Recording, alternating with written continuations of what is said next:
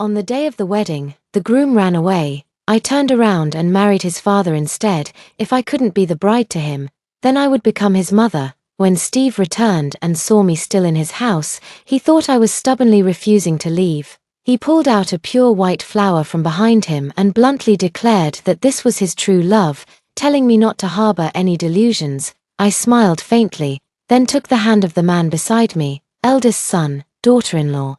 Why don't you call me Mom and let me hear it? I am the eyes of the Smith Group.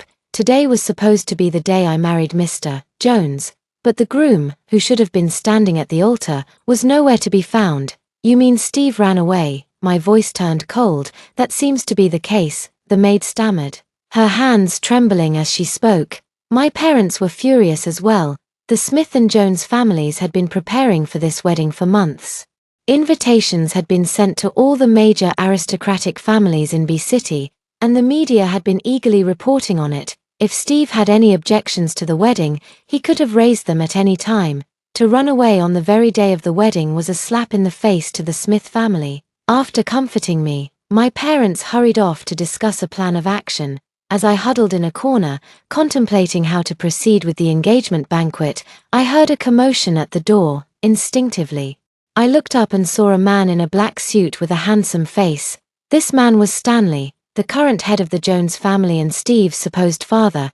Despite being 35 years old, Stanley still looked like he was in his 20s. He rarely attended large events, and even I could count on one hand the number of times I had seen him. At the sight of this man, people from various families at the banquet rushed forward eagerly, hoping to get closer to him, looking at Stanley's handsome face.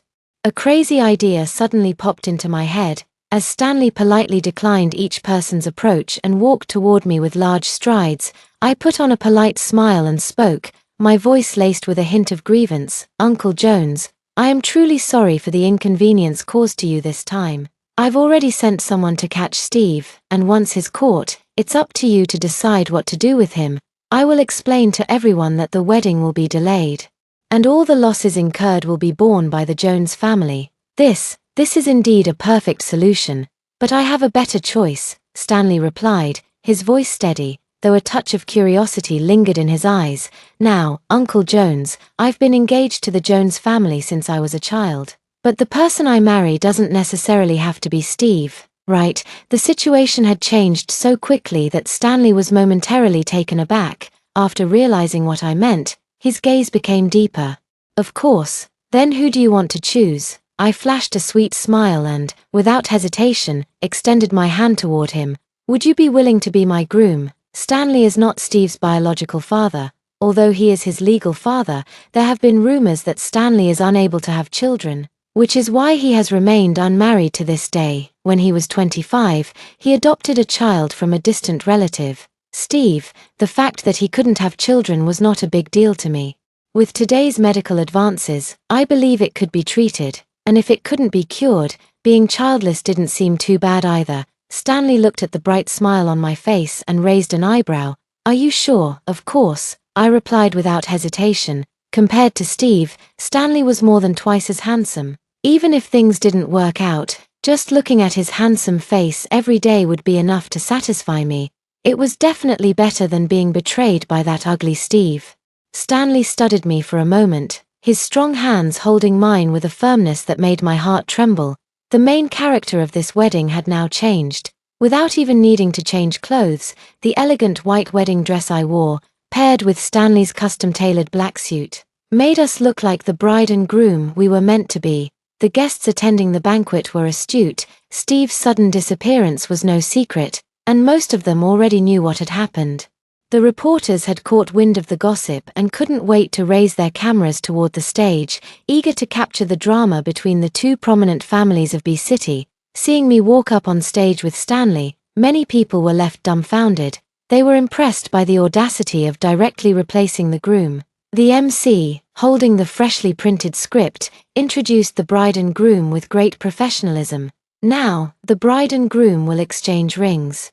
Stanley took out a ring and slipped it onto my finger. I did the same for him, but when I tried to put the ring on Stanley's finger, I realized it didn't fit. I looked apologetic. The ring had been sized for Steve, and there was no time to make a new one. Fortunately, We managed to make it work. Though it was a bit tight, after exchanging rings, it was time for the groom to kiss the bride. I couldn't help but feel nervous. Stanley's public persona was that of a reserved and self-disciplined man. He had attended only a few events, and never with a female companion. Would he be willing to do this? As I began to regret dragging Stanley into this impulsive decision, I suddenly felt a soft sensation on my lips. I couldn't believe it. I opened my eyes and found Stanley's flawless face just inches away. Seemingly aware of my astonishment, Stanley gently cupped the back of my head, deepening the kiss. I slowly closed my eyes, the applause of the guests filling my ears as they congratulated us.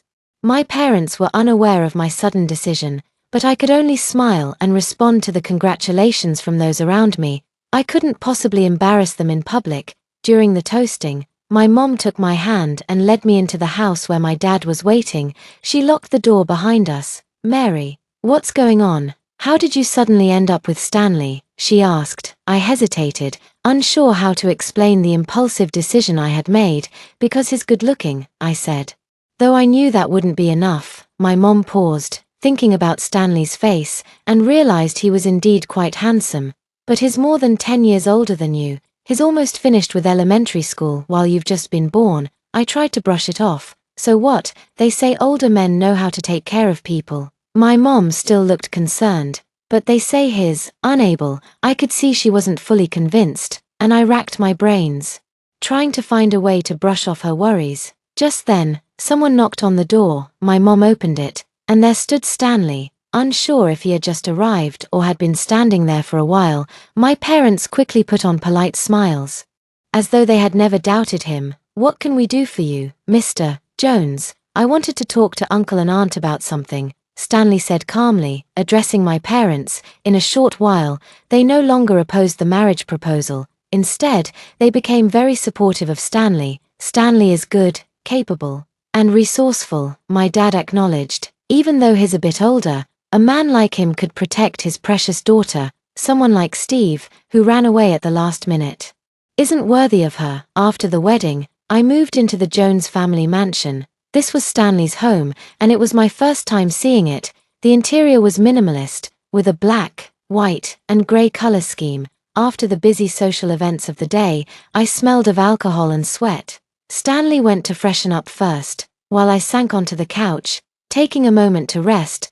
The sound of running water filled the air, and through the frosted glass of the bathroom, I could vaguely make out the silhouette inside. I felt a bit embarrassed and turned my gaze away, my face flushing. After a while, the water stopped, and instinctively, I looked up. Stanley emerged from the bathroom, wearing a bathrobe with the collar open, revealing his muscular chest and faintly defined abs. I was dumbfounded. I had never expected this man to have such an incredible physique. As I stared at him, a faint smile appeared at the corner of Stanley's mouth. "Mary, why don't you take a shower?" His deep, magnetic voice resonated in the room. Realizing I had been staring at him, I shyly retreated into the bathroom. I undressed and let the water cascade over me, Stanley's voice still echoing in my ears. Why hadn't I noticed earlier how attractive he is? After showering, I suddenly remembered that I hadn't brought my clothes. There was no other choice but to carefully open the bathroom door just a crack,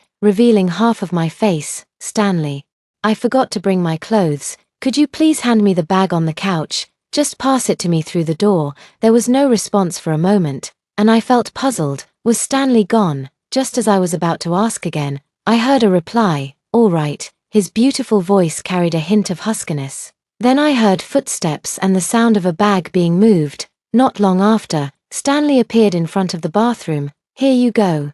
He placed the clothes into my hand as I cautiously opened the door, just enough to reveal my arm. "Thank you," I said as I closed the bathroom door, but in doing so, I accidentally locked eyes with Stanley, and his deep gaze seemed to burn with intensity, especially as he looked at the intimate lingerie in my hand. My face turned completely red.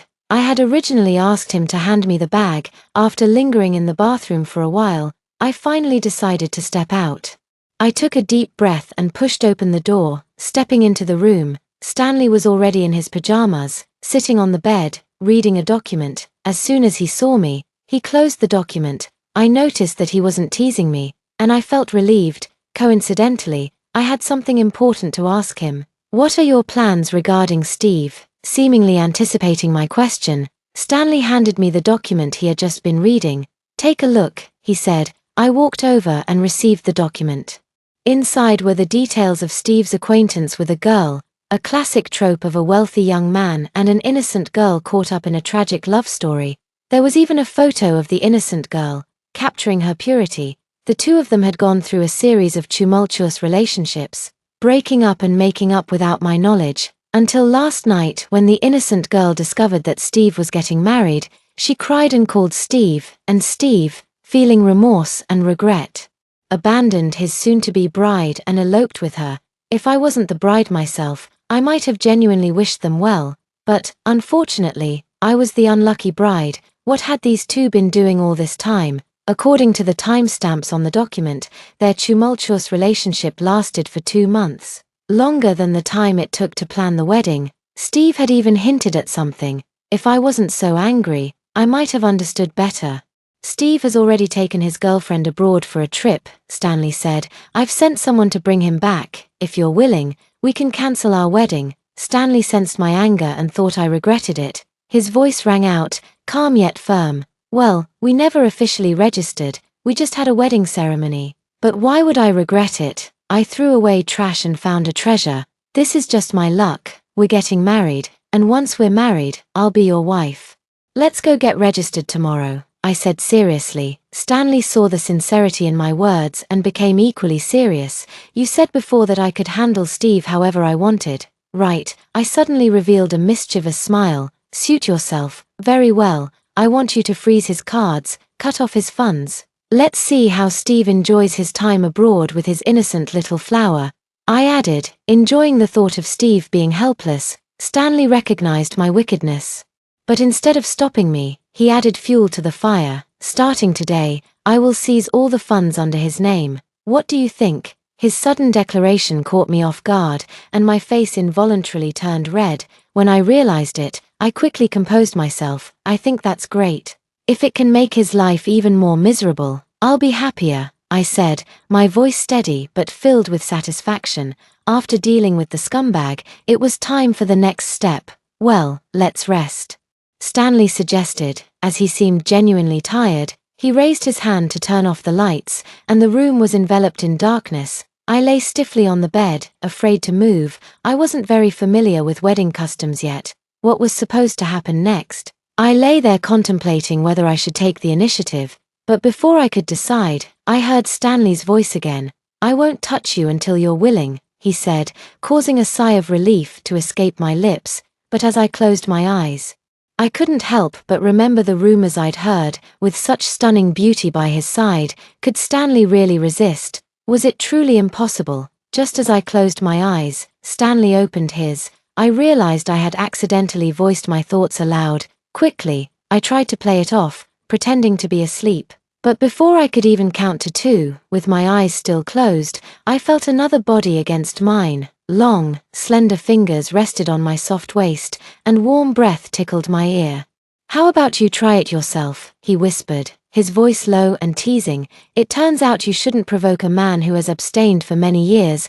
The consequences are yours to bear. The next day, when I woke up, it was already late. The bed beside me was cold. Stanley wasn't there. Well, the CEO is very busy. After all, I felt my stomach growl with hunger.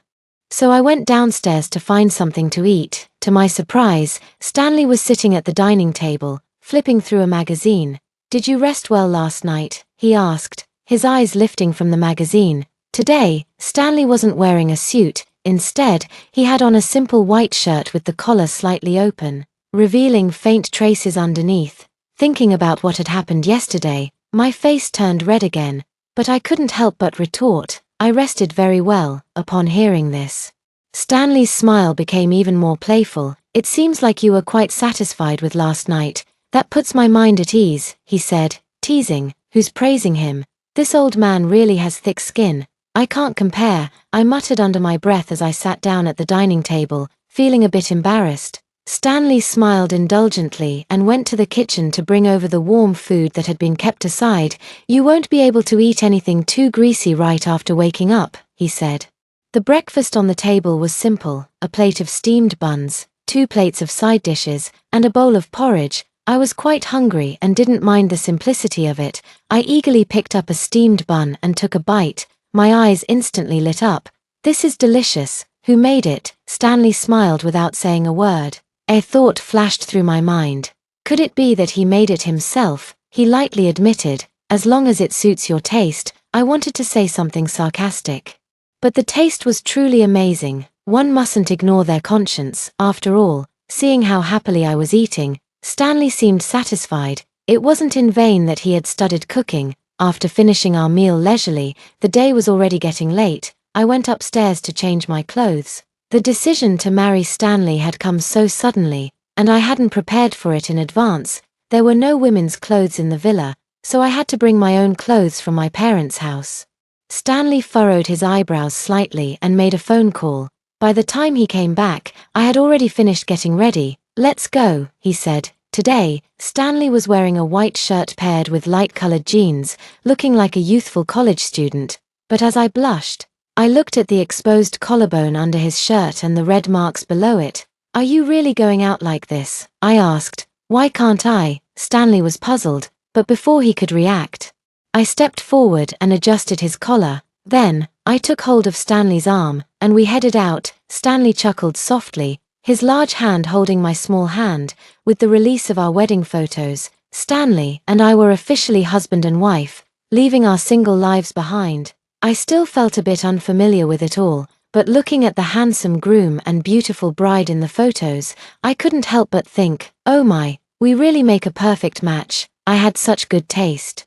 Steve went abroad with that little flirt. I froze his cards, and without any money, he'll be back within 2 days, hopping around like a fool. Now, I'm especially looking forward to his return, eager to see his reaction when he finds out that I've become his mother. Stanley is really thoughtful. After we got our marriage certificate and returned home, I saw that the once empty closet was now filled with various clothes and jewelry, all brand new and in season. Time was tight, so I didn't have time for custom-made things. "Just make do with these for now," Stanley said. Although I already had many of these clothes, I kissed him to show my satisfaction with his thoughtfulness. As I expected, all of Steve's cards were frozen. He could hardly move a step abroad, as the young master of a conglomerate. He never carried cash. Luckily, he had that little flirt by his side, who, since being with Steve, had stopped working but still had some savings. If it weren't for her, Steve probably wouldn't be able to come back. The girl, whose real name was Lucy, gently comforted him. "Don't worry, something might have happened," she said softly. Steve, still anxious, took a deep breath. "Lucy, thank you," as she handed him the plane tickets she had bought with her savings. Steve felt an overwhelming sense of gratitude. He couldn't shake the faint suspicion nagging at him. His cards, which had no spending limit, had been frozen. And the bank wouldn't do that without a reason. Mary must have said something, he thought to himself. But the wedding was over now, and it was time to go home. Lucy had been by his side for so long, and they truly loved each other. It was time to give her the status she deserved. After all, she had given herself to him for the first time. Thinking about this, a smile of happiness appeared on Steve's face. Once they returned home, they would get married. And then he would take over the Jones family from Stanley. No one would be able to control him anymore. He could already picture his future, a life full of happiness and freedom. Unable to contain their excitement, the two of them hurriedly boarded a flight back home. After a 7-hour journey, they arrived at the luxurious mansion in the morning, precisely at 8:00. Knowing that Stanley usually didn't stay at the old residence, Steve headed straight to Stanley's villa. Meanwhile, I was lazily lounging on the couch, watching TV and waiting for Stanley's breakfast. For the past few days, I had spent all my time with him. Before, Stanley had always seemed like someone who refrained from indulgence.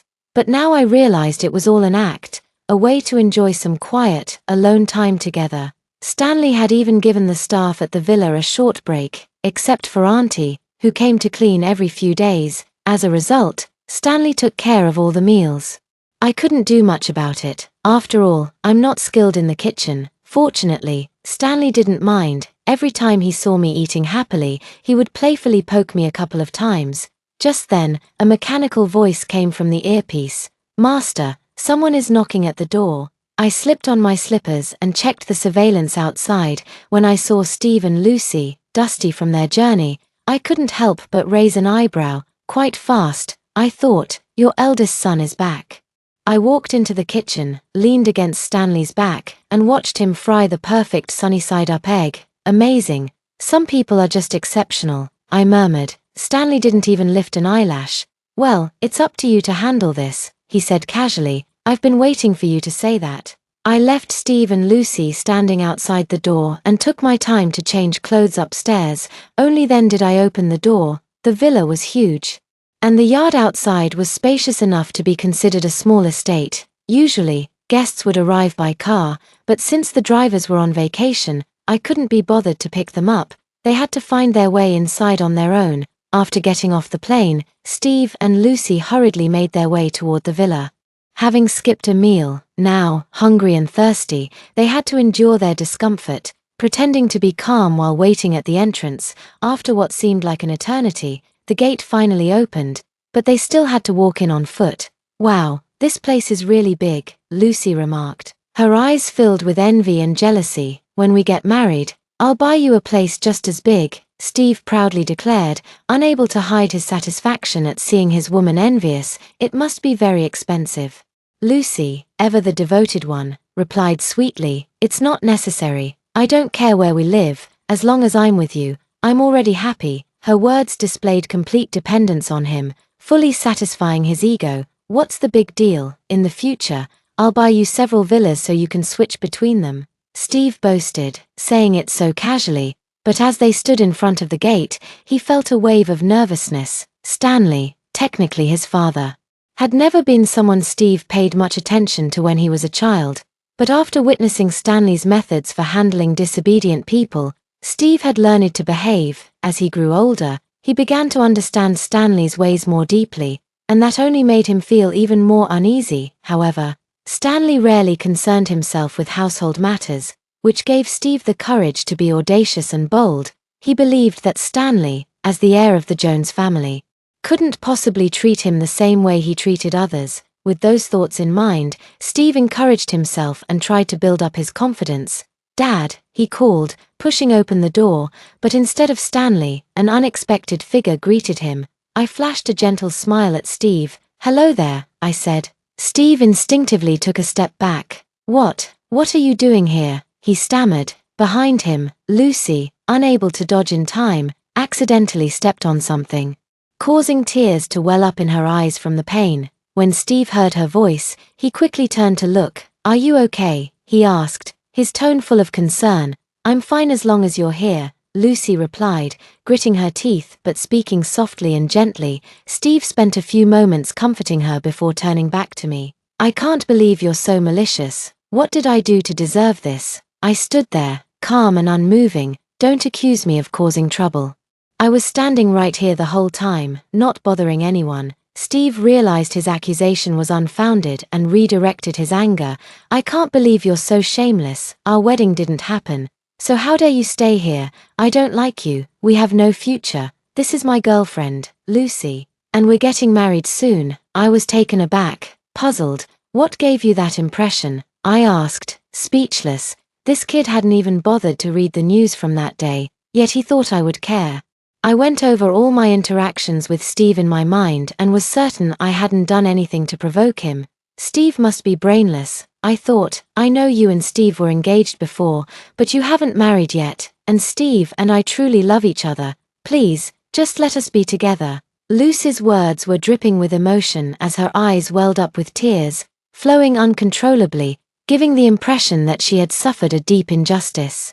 She cried so dramatically that it seemed almost staged, stirring Steve's emotions. He turned to me, heartbroken, and shouted, Mary, you've gone too far. What does this have to do with me? His frustration was palpable. I felt utterly confused. Was this madness? I sighed, trying to contain my irritation. Is the mental hospital not enough for you? You're making a scene here, I muttered, my words tinged with sarcasm. It took a moment for Steve to respond.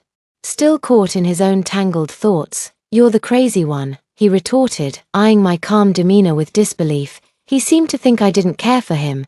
But he was mistaken. After all, we weren't at the Smith family home, we were at the Jones family residence. If it weren't for him, I wouldn't be here at all. Playing into his little drama, his tone softened slightly. Marry someone else, if you've already moved on. We have no future together. Please apologize to Lucy. And maybe we can still be friends later. Who would want to be friends with you? I shot back, my irritation growing. Being brainless is contagious. As I prepared to deliver another retort, a deep, magnetic voice interrupted the tense atmosphere. What's going on? We all turned in unison, our attention drawn to Stanley, who had entered the room, dressed in a custom-made black shirt that highlighted his perfect physique. He looked effortlessly handsome.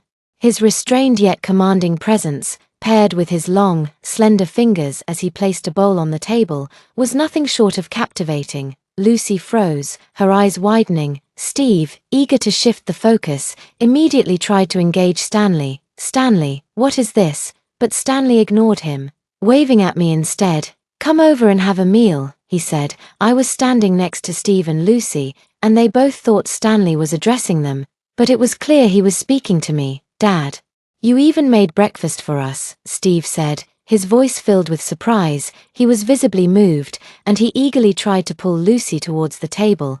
But before they could even take a step, Stanley stopped them. No, just Mary. Steve looked confused, but Stanley, ever composed, extended his hand toward me with a smile. My dear, come here. I quickly walked over to him, grasping his hand firmly, and turned to look at Steve and Lucy, both of whom were staring at us with wide eyes and open mouths. I flashed them a radiant smile before turning to Stanley. Elder son, save Mom, I joked, teasing Steve and Lucy. The shock was palpable. They stood frozen for a moment, their jaws dropping in disbelief. Stanley, unfazed, sat down at the dining table, still holding my hand. Let's eat before the food gets cold, he said, completely ignoring the two of them. Steve and Lucy stood there, motionless for a full 2 minutes before they finally snapped back to reality. Steve, still in disbelief, couldn't lower his voice as he exclaimed, "What? When did this happen? How is this possible?"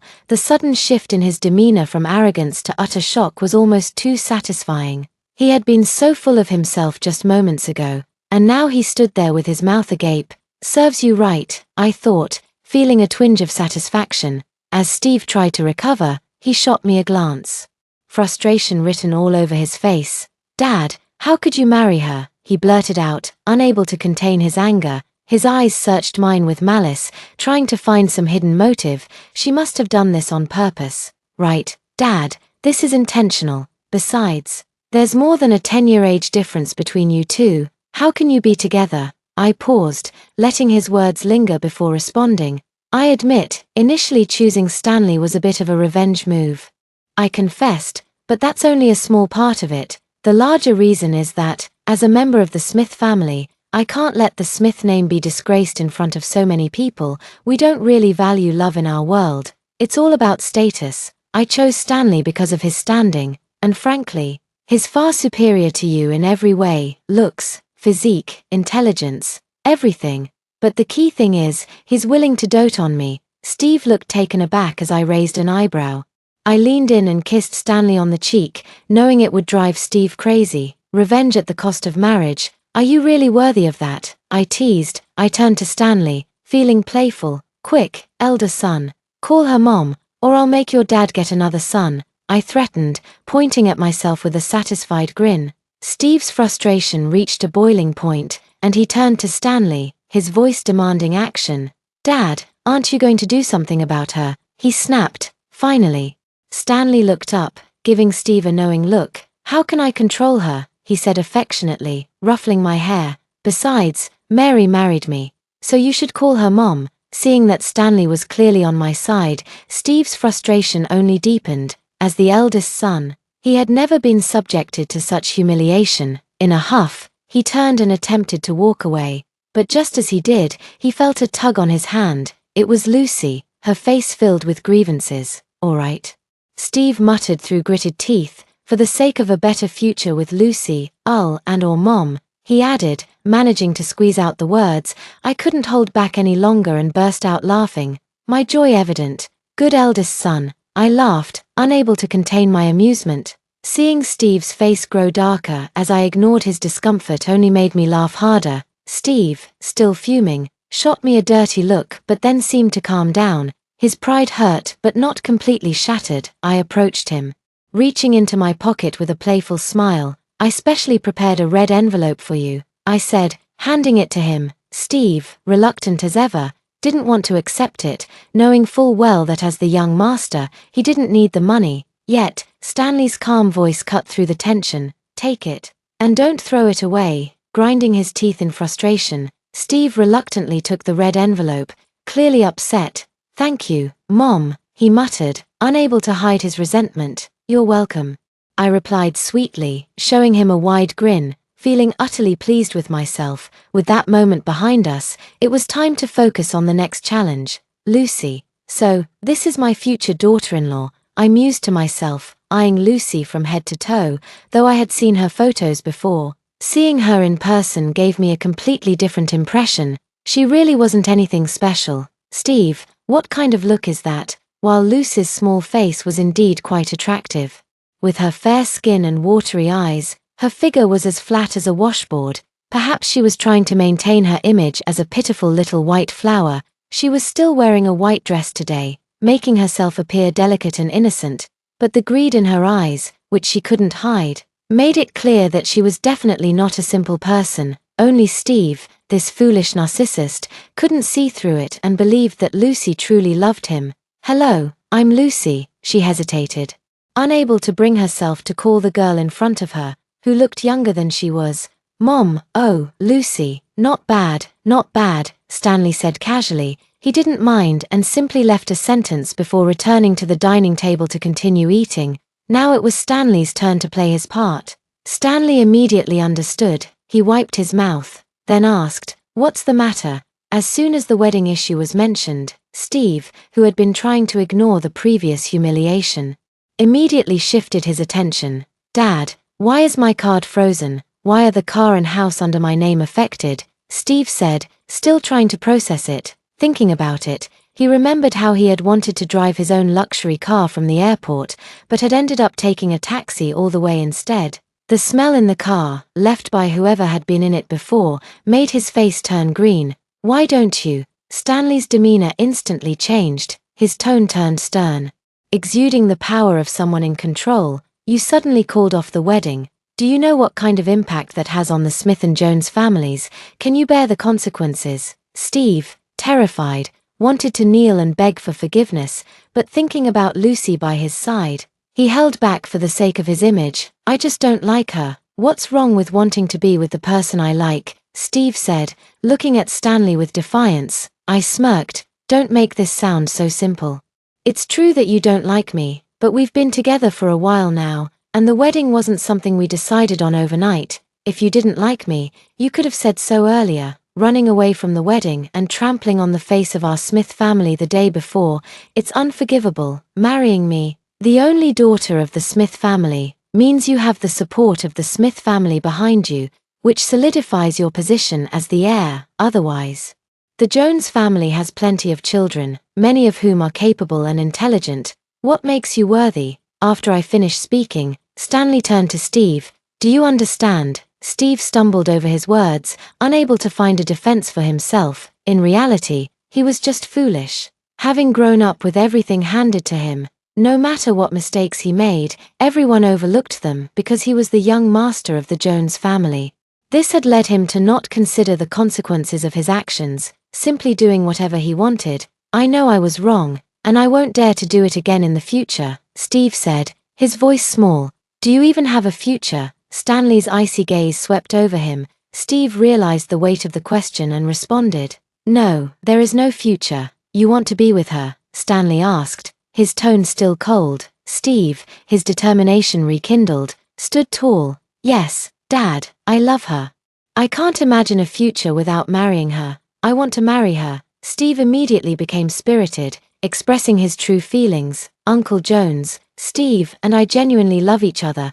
I truly love him." Lucy also spoke up, her eyes shyly looking at Stanley. I smirked with disdain. As a woman, I naturally understood what that look meant. This little white flower wasn't as innocent as she seemed, but it wasn't my place to intervene. I wouldn't interrupt. Fine, but if you want to be with her, you have to give up your position as the heir of the Jones family, Stanley said, his voice calm yet authoritative. At the same time, everything I have given you will be taken back. I won't support a useless person, regardless of what kind of person Lucy is. The heir of the Jones family cannot marry an ordinary woman. Unless Steve has the same capabilities as I do and can protect his wife, then it's a different story. But Steve, in his early 20s, is still as naive as a teenager. Everything he has now has been given to him by me, by the Jones family. Steve's face twisted in disbelief. Dad, I only wanted to marry the woman I loved. Now I have to pay such a great price for it. Steve's decision stunned Lucy. This wasn't what she had expected. She had approached Steve initially, acting all sweet. To marry into the Jones family and live a life of luxury and abundance without worrying about money. If Steve really agreed to Stanley's terms, they would have nothing. No house, no car, no money. So why would she marry him? It would be better to let Steve stay in the Jones family, where she could control him and have as much money as she wanted.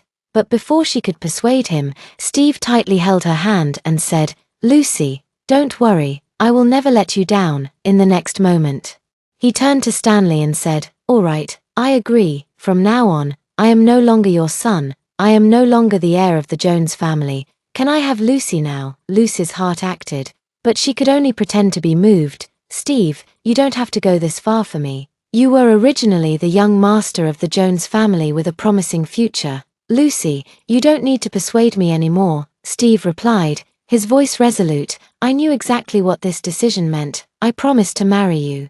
And I will. We are definitely getting married. Don't worry, I will make sure you have a good life." With all my heart. Steve's expression was one of deep affection as he sat at the table. I watched the two of them talk, unable to hide the smile on my face. Lucy must have been infuriated, speaking with such an idiot. Let her experience the same confusion she caused me earlier. "Well, I won't keep you any longer. Go ahead," Stanley said, issuing an order for them to leave before Lucy could persuade Steve to reconsider. He had already made up his mind. Just like that, Steve, in all his arrogance, grabbed Lucy's hand and walked away. Once they were gone and the door was closed, I couldn't hold back my laughter any longer. I laughed so hard my stomach hurt. Oh my, you're so happy," Stanley said helplessly, coming over to rub my stomach. I looked up at him, feeling proud and confident. "Of course I'm happy.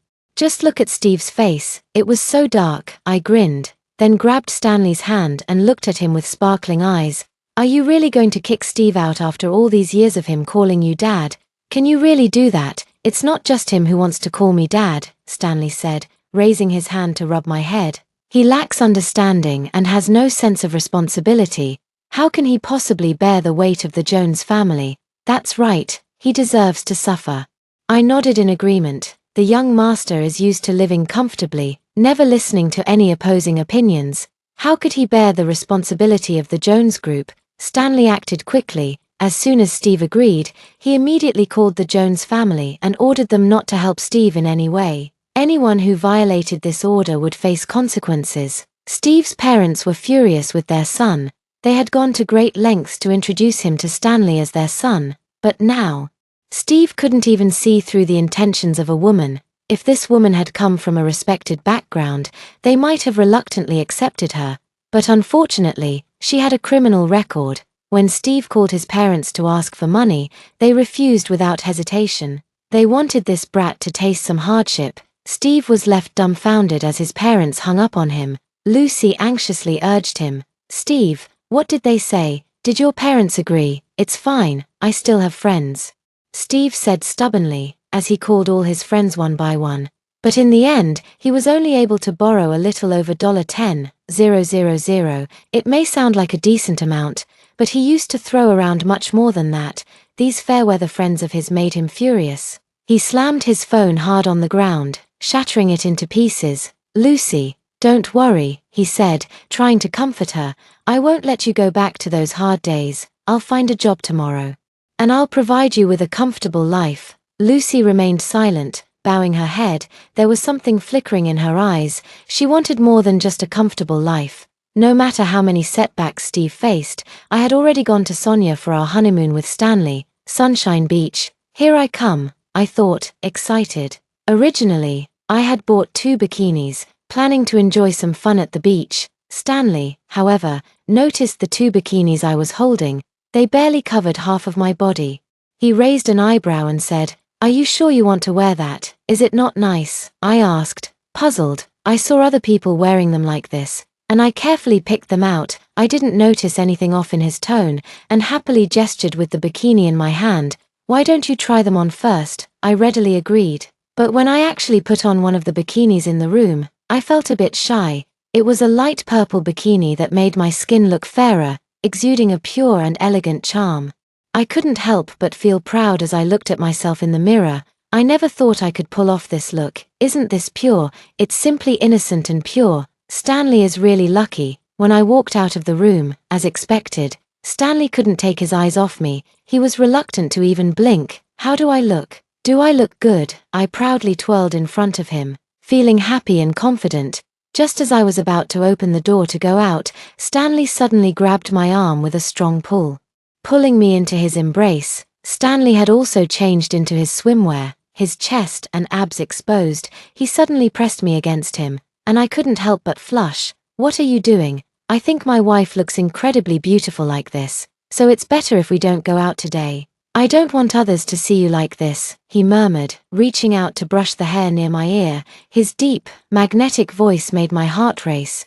"Well, what do you want to do?" I gave him a mischievous smile, leaning close to his ear and whispering softly, "What do you think?" Stanley's gaze turned intense. The next morning, I stood in front of the mirror, looking at the marks on my body. "Stanley, you petty old man," I gritted my teeth, determined to make him sleep on the couch for 2 weeks. No, 2 months when we get back. I won't let him think he can bully me so easily. But after everything, I reluctantly gave up on the skimpy bikini and opted for more conservative clothes. I really didn't want to wake up to another day like this. If I kept sleeping for a few more days, we might as well end the honeymoon and head back home. The beach in Sonia, with its endless sea blending into the blue sky, was simply breathtaking. Stanley sat quietly on the sun lounger, watching me play. When it was time, he called me over to apply sunscreen, feed me fruits, and bring me juice. I lay there, flat on my back, mouth open, enjoying the moment. Life couldn't get any better than this. As for Steve, his situation was a far cry from mine. He had always been careless with money. Although he had borrowed over 100,000 from friends and had a little savings of his own, he could barely scrape together 200,000. But his reckless spending habits quickly drained that amount. Within less than a month, there was hardly anything left. Steve still hadn't found a stable job. Meanwhile, Lucy had managed to find work as a waitress, taking on the responsibility of providing for their little family. Lucy still held on to hope.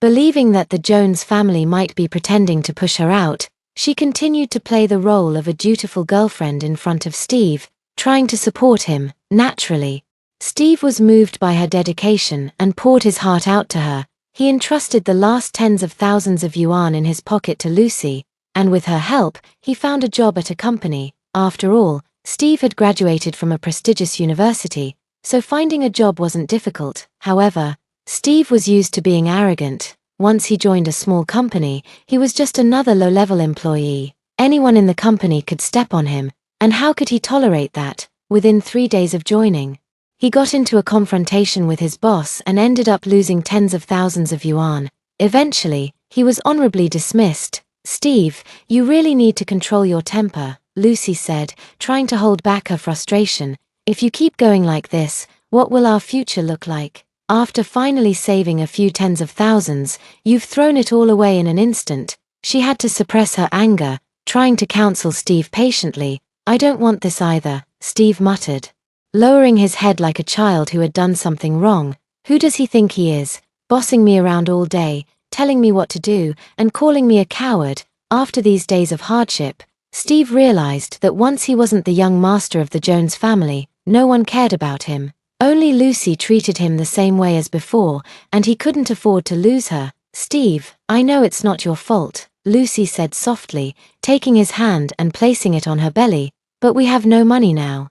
So the only option is to endure and wait. Her voice wavered with emotion. We need to give our child a good life. Steve's eyes lit up at the mention of the baby. Yes, he said, his voice full of determination, we will give him a good life. Lucy, her voice choked with emotion, continued. If we can't give him a good life, I'd rather not have this child. Steve's gaze became resolute. I will do my utmost to give him the life he deserves.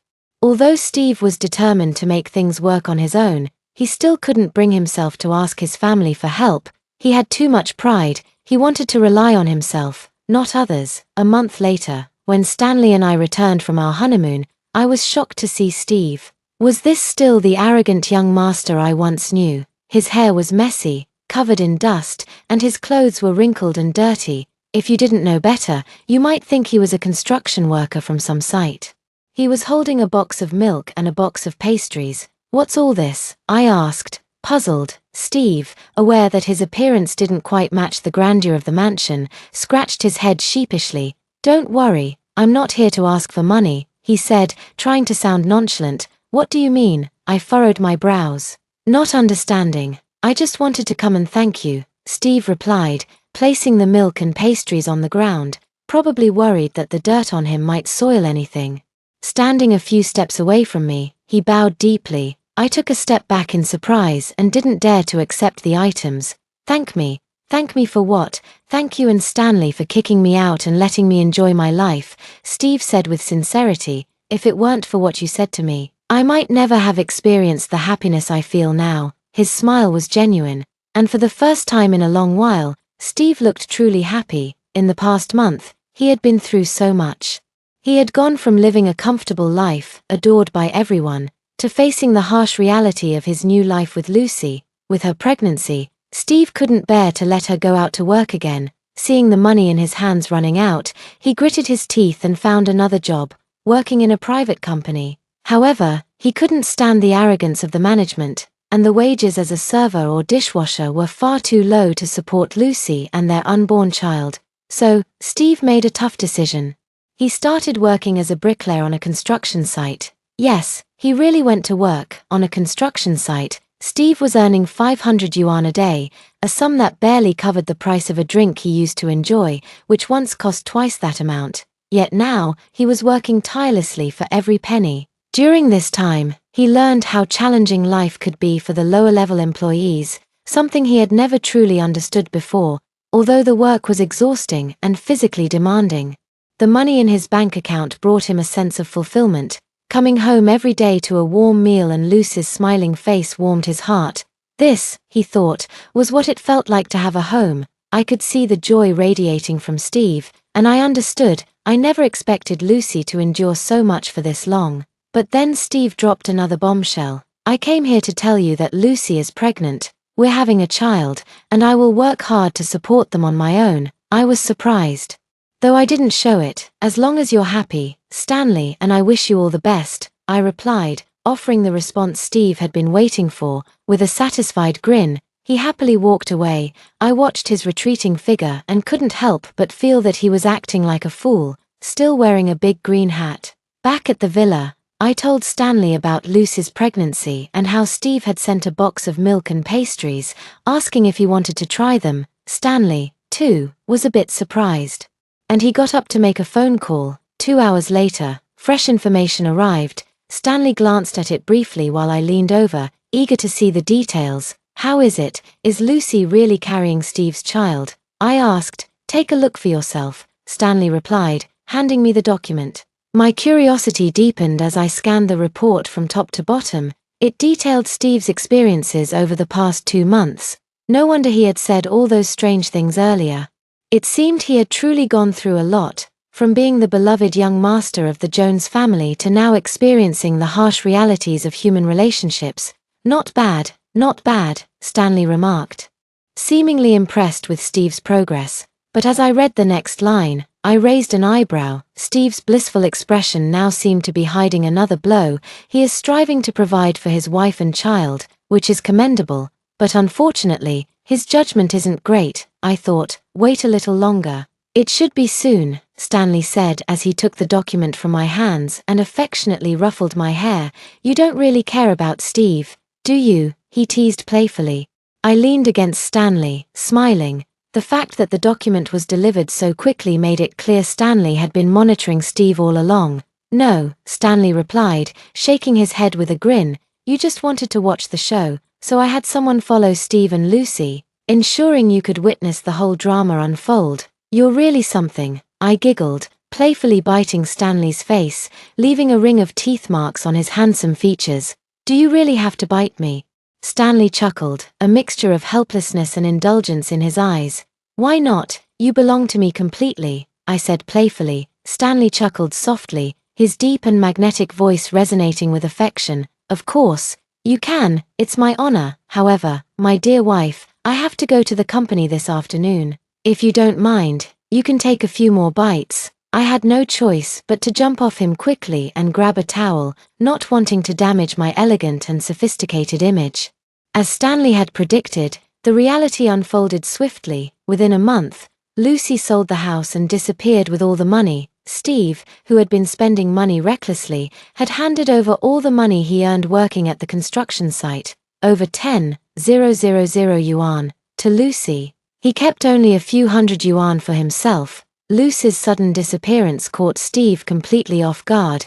He hadn't noticed anything unusual, continuing to work as usual, but when he came home one day, he found another group of people living in the house. In his anxious inquiries, he learned that the previous owner had sold the house to them. Steve sat in despair on a street corner, still clutching the strawberries he had bought for Lucy along the way. Why? Steve couldn't understand. Everything had been fine before. Why had Lucy left? Did he do something wrong? With only a few hundred yuan in his hand, he couldn't even afford a place to stay for the night in this bustling city.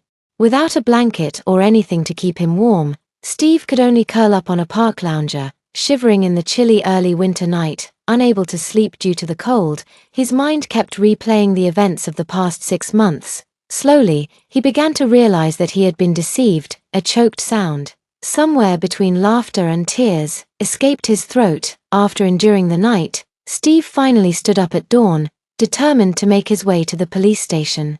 Lucy won't get away with deceiving me like this, he muttered, but just steps away from the station, his vision went black, and he fainted. When Steve opened his eyes again, he found himself in a hospital room. I had been there, sitting beside him. I poured a glass of water and handed it to him. What are you doing here? Steve croaked, visibly surprised to see me. You fainted at the entrance of the police station, and the police called us to inform us, I explained calmly.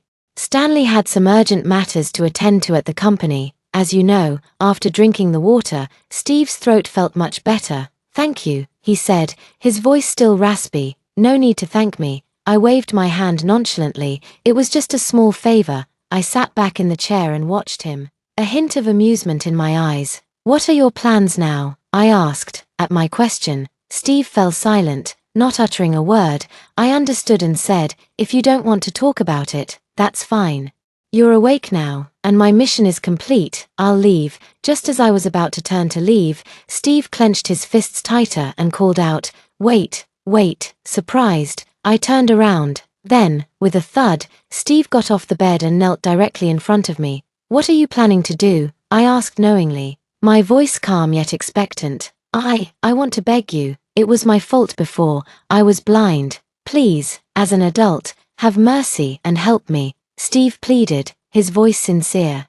Seeing this usually proud young master genuinely apologize to me was not an easy feat, and I couldn't help but feel a small sense of satisfaction. I nodded, a hint of amusement in my expression. All right, really. Steve seemed taken aback by my quick agreement. I raised an eyebrow disapprovingly. What's with that look? I have a kind heart. You know, with that, I reached into my bag and pulled out a piece of paper, handing it to Steve. Here. This is the reason why your little girlfriend left. Steve eagerly took the paper from me, his eyes scanning it as he examined it closely, not willing to miss a single word. The truth on the page was harsh. Lucy was not as innocent and understanding as she had seemed. During high school, Lucy had already undergone an abortion and had become involved with a group of delinquents. Her focus had never been on her studies, which, of course, led to her failing to get into college. At such a young age, she had to start working, but she was lazy and refused to work hard, Barely earning any money, Lucy had set her sights on Steve, who often dined at the hotel, a young master with a strong ego, living a privileged life. Men like him were the easiest to deceive, and Lucy, it seemed, had succeeded. If it weren't for me showing up unexpectedly and disrupting her plans, she would have succeeded in her game. The child she was carrying wasn't even Steve's. It belonged to another delinquent. The child had been conceived months before she got together with Steve. Lucy had hoped to keep the secret until it was too late to reveal the truth. When she realized Steve was beginning to grow suspicious, she couldn't afford to let him find out, so she left. Steve's face crumpled as the truth hit him. He had truly loved Lucy, and now the painful reality of her deception was too much to bear.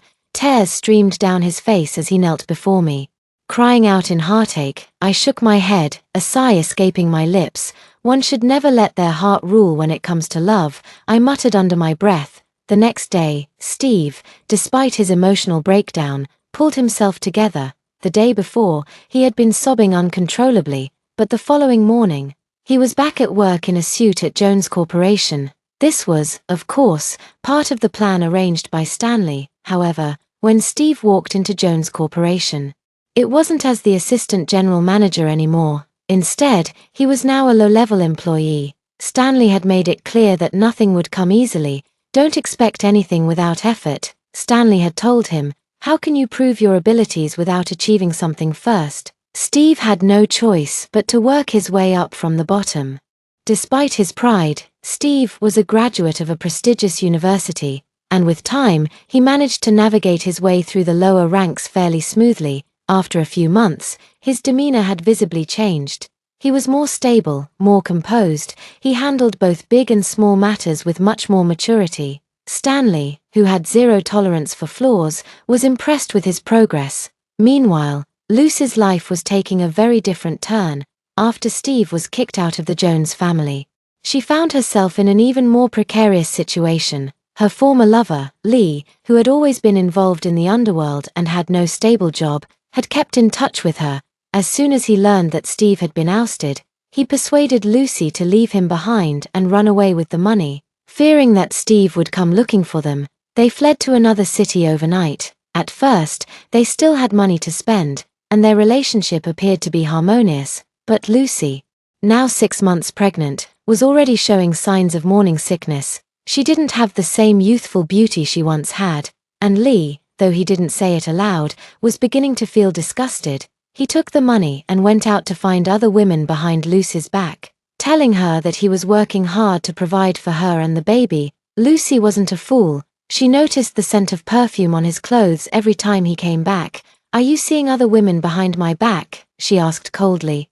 Lee, clearly impatient, waved her off. "I'm busy with work. Stop thinking nonsense." "Nonsense?" Lucy's voice was icy. "The perfume on your clothes is so strong that I'm sure anyone could smell it. Don't lie to me." She stared at him, her eyes cold. "Let me tell you, Lee, we're both in this together. If you betray me, I'll make you regret it." Lee's face stiffened, but then he turned, pulling her into a tight hug, his eyes softening with fake affection. "Lucy, rest assured, I'll never betray you. I love you." Lucy, still believing his sweet words, placed her hand on her swollen belly with a smile.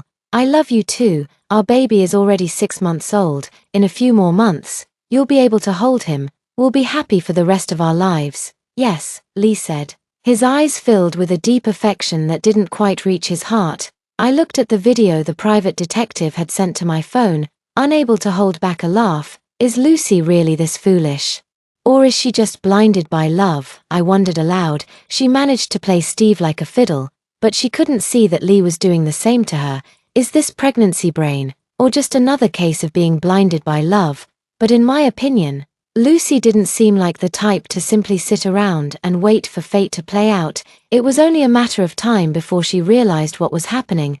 I sat back and watched as they tore each other apart. 2 months later, Lucy was caught red-handed in a hotel room with another woman. She was furious, having given up so much for Lee, and now this was how he repaid her. In her anger, she forgot that she was 8 months pregnant and got into a physical fight with the other woman. Naturally, Lee protected his new lover. Amidst the chaos, Lucy fell and went into premature labor. The baby was stillborn. It was a fully-formed male fetus, but due to the premature birth and excessive bleeding, Lucy's uterus couldn't hold on. She would never be able to conceive again. During all of this, Lee didn't even bother to visit Lucy. He was too busy with the other woman. He only expressed a hint of regret when he heard that it was a boy. As I was about to leave the hospital room, I heard someone call my name. Wait, Mom. I turned around, surprised. With a thud, Steve got off the bed and knelt directly in front of me. What are you planning to do? I asked knowingly.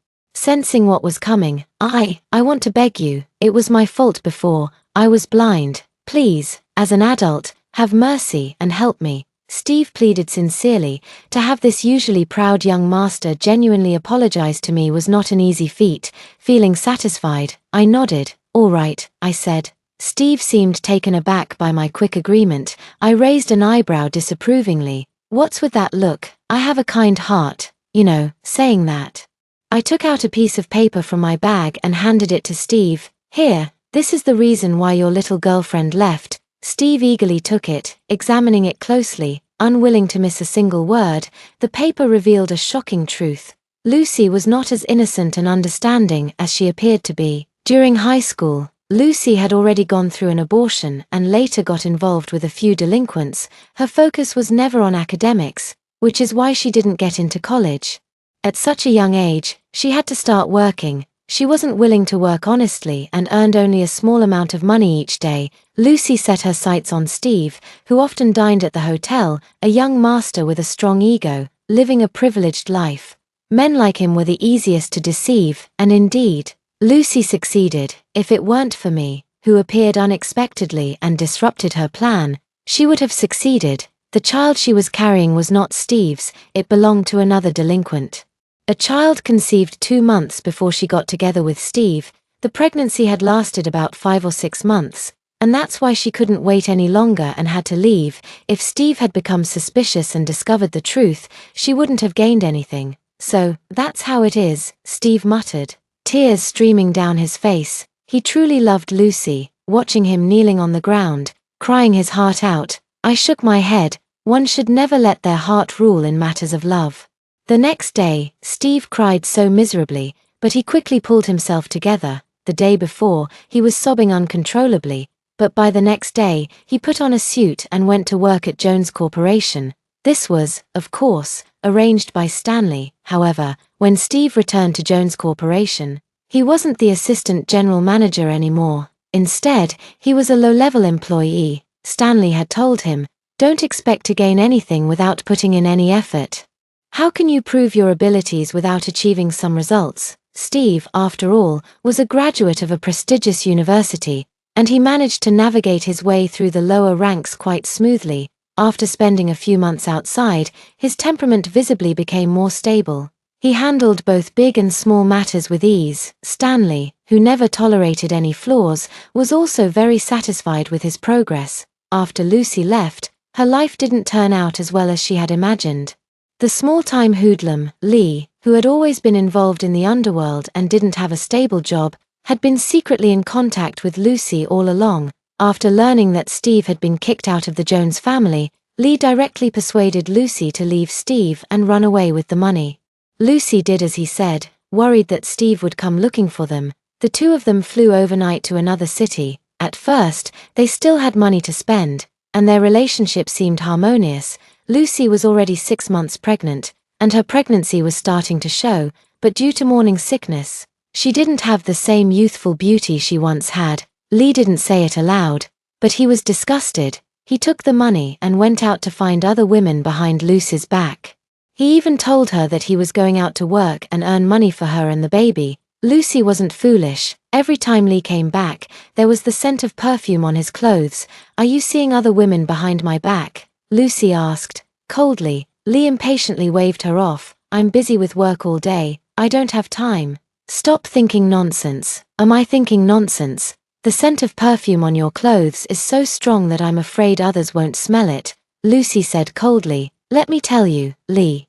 We're both in this situation together. If you dare betray me, I'll make you regret it." Before, Lee had used sweet words to coax her, but now, he was impatient. his face stiffened, and he turned to hug Lucy tightly, with deep affection in his eyes. "Lucy, rest assured, I will never betray you, I love you." Lucy didn't notice the flicker of disgust in Lee's eyes. She believed his lies and sweetly placed his hand on her belly. "I love you too. Our baby is already 6 months old.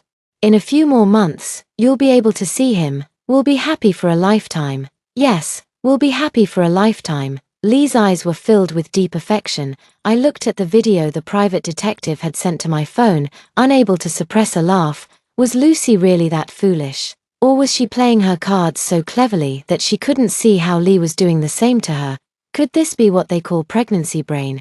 Or was she simply blinded by love? But in my opinion, Lucy didn't seem like someone who would just sit around and let fate take its course. Now, it was only a matter of time before I sat back and watched them tear each other apart. 2 months later, Lucy was caught red-handed in a hotel room with another woman. Lucy was furious. She had given up so much for Lee, and this was how he repaid her. In her anger, she forgot that she was 8 months pregnant and got into a physical fight with the other woman. Naturally, Lee jumped in to protect his new lover. Amidst the chaos, Lucy fell, and in the process, she went into premature labor. The baby, a fully formed male fetus, was stillborn. Due to the premature birth and excessive bleeding, Lucy's uterus couldn't hold on, and she would never be able to conceive again. During this time, Lee didn't even bother to visit Lucy. He was too busy with the other woman, and he only expressed a hint of regret when he heard that it was a boy. Lucy, completely devastated, was left to cope alone. She couldn't even make a sound as the reality of everything set in.